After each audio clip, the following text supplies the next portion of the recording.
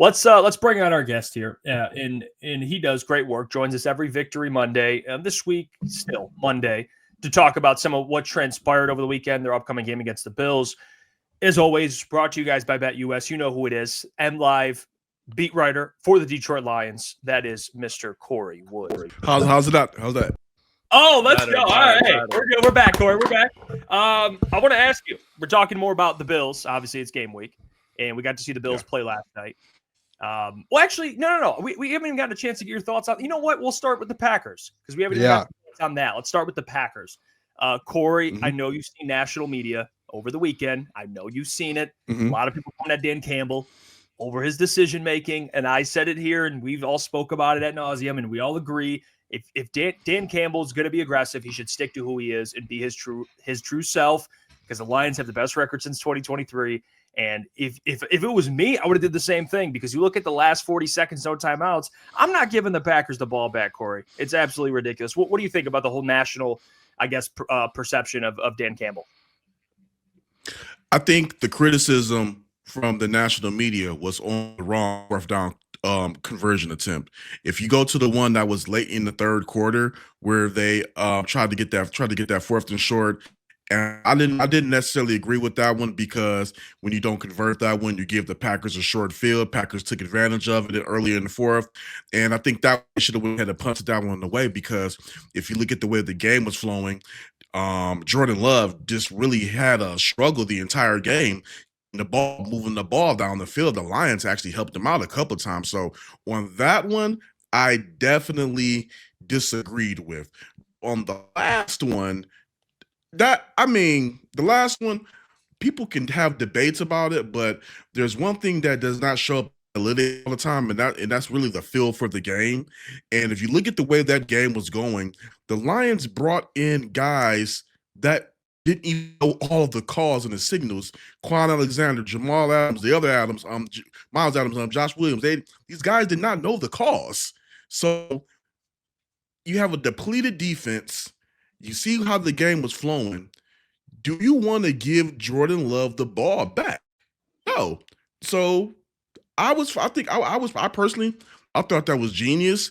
I know the whole Detroit world, everybody took when Goff took that knee until it fell down and his knee hit the ground, but I thought the call was smart. I think that right now, when you look at the talking heads, and the way they're going at Dan Campbell, I think it's because the way the Lions are winning is unconventional. I mean, technically you got 4 downs to go get a first down, and they're pretty much using all of those 4 downs given the situation. And again, outside of the one that didn't happen, they were 4 or 5. So, I interrupted today's video to tell you about the sponsor, and that is BetUS. Head over there now.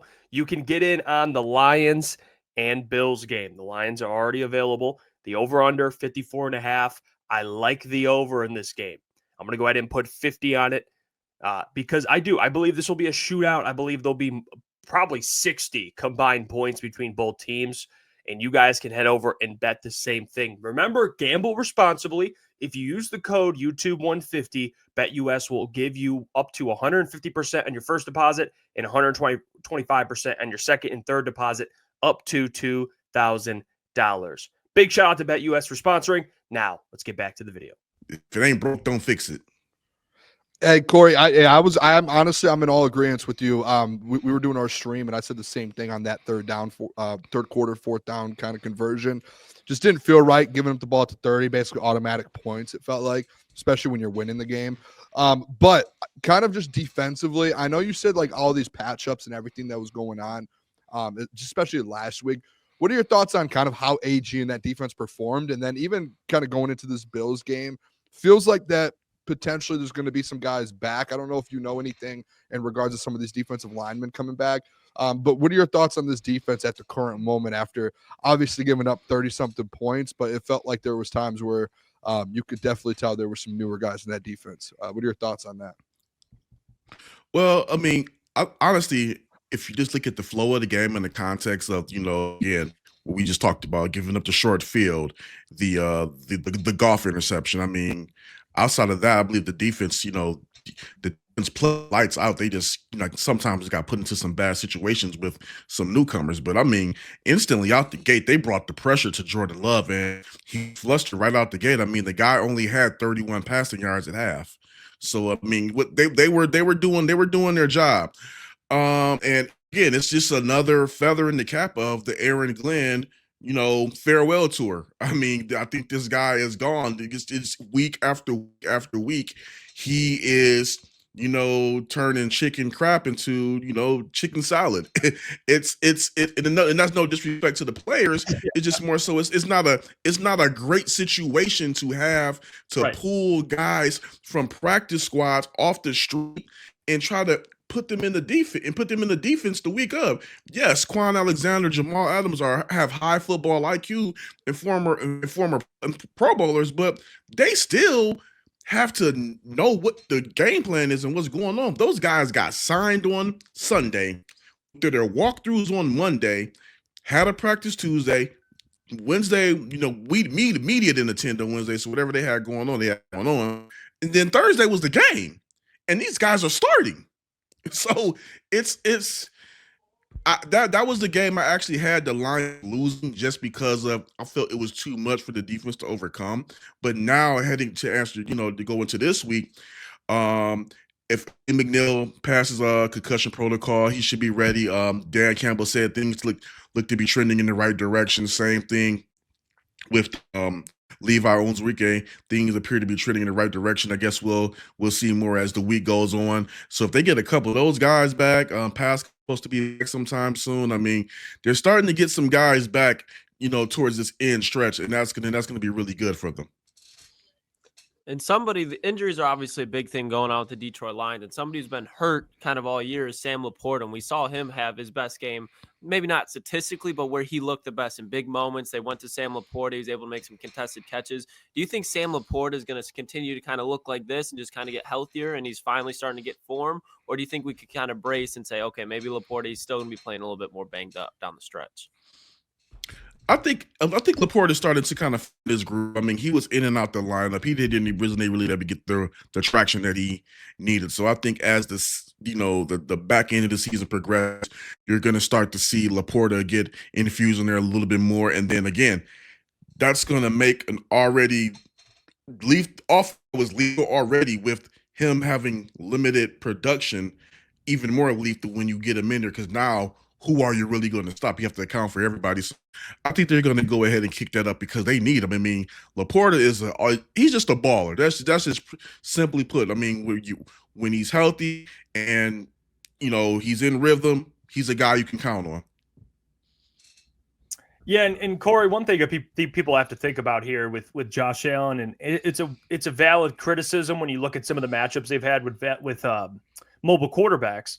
Is Josh is mobile, but Josh can also beat you with his arm. Now, the Bills' defense got shredded. That is a fact against the Rams. So it's not like this defense. I mean, they're human. So the Lions' offense, I think this will be a higher scoring game for both sides. What do you kind of think of the matchup there with the mobility of Josh Allen? Because when they faced mobile quarterbacks and Anthony Richardson, it's guys that haven't really proven they could beat you with their arm. Now, Josh can kind of do both. What are your early thoughts on a guy facing a guy like Josh Allen and maybe the MVP storyline a bit with Jared and Josh Allen? I think this game is going to be a shootout. And I believe that this is the game, at least for me, that would tell me whether the Lions are really Super Bowl contenders or not. I know they're on a 12 game. I know they're on a 12-1 start. I know they're on an 11-game win streak, and those are both franchise best. I understand that. I understand they've also beaten some of the NFC's best, but the Bills are a different story. Josh Allen is a different animal in the way that he's been balling. I mean, just look at what happened yesterday. He got the ball back and took him no time to get the Bills back down there and score a TD. This guy is just an all around ball. He's on the MVP arc. Pretty much, if I vote, he's my MVP right now. So I think that if the Lions are able to just get out that game with a W, that will be another impressive victory to me. I think this past week was their most impressive victory of the season, but this one would be the one that I'd be like, okay, these guys are for real, because to stop a guy like Josh Allen, who is just pretty much a dual threat, he can get outside the pocket and he can just launch 70 yards. I mean,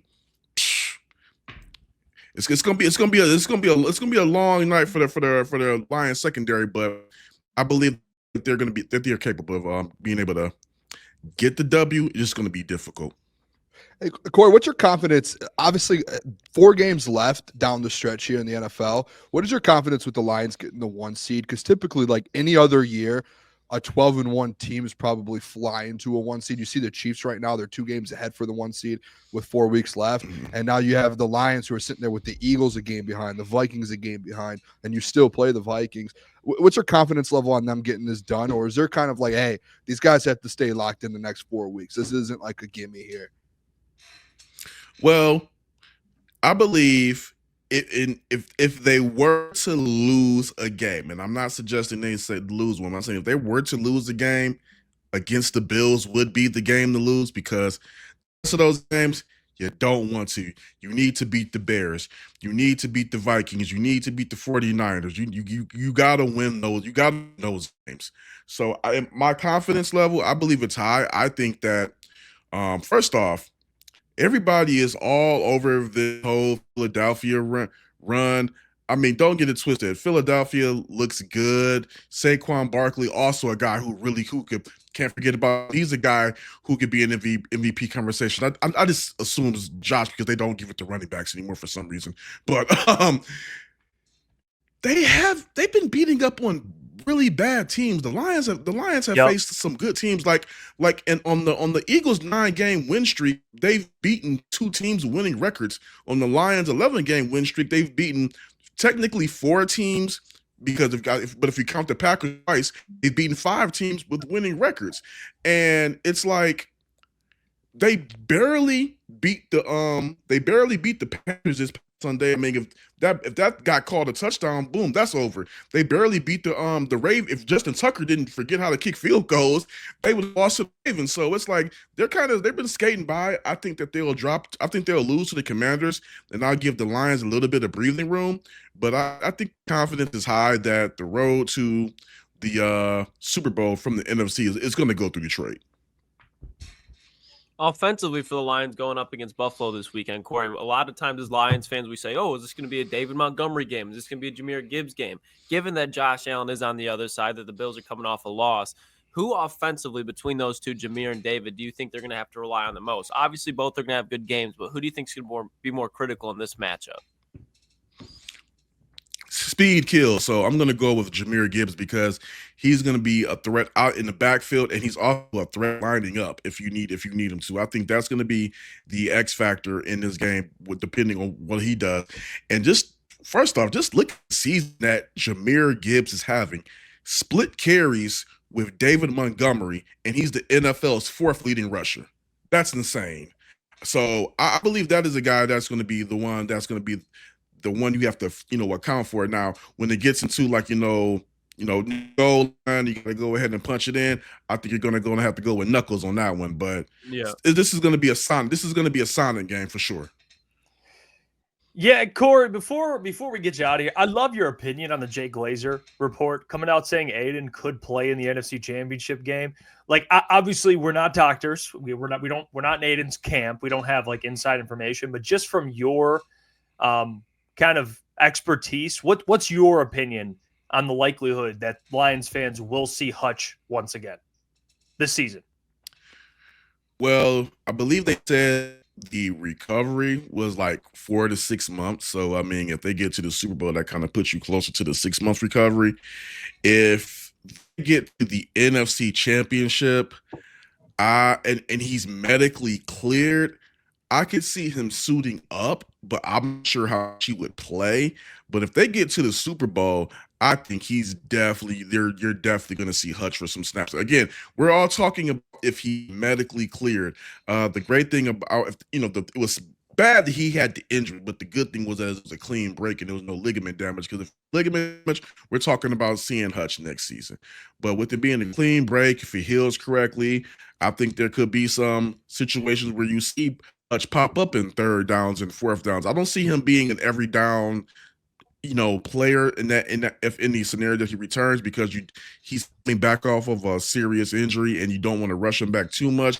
But also at the same time, if he's medically cleared, the Lions have their first ever Super Bowl on the line, and he feels like he can be an asset. I think it's going to be hell and high water to stop him from suiting up. I love that. Appreciate you, Kory. You guys can follow him. As always, joins us every Victory Monday at Kory E. Woods. Does great work for MLive.com. Kory, we love you, and we'll see you next Monday. I see you. There you go. Kory Woods, the GOAT, joining the. Oh, Jeff just took himself out. That's where Jeff exits too. Pushing through some mic troubles there. Shout out to him. By the way, as always, brought to you guys by BetUS. Hey, what's going on there? It's Jeff Iafrate. Appreciate you for finishing the video. You can check out one of the videos here suggested, or show support by commenting, liking, and subscribing. And buy your merchandise, officialctsports.com.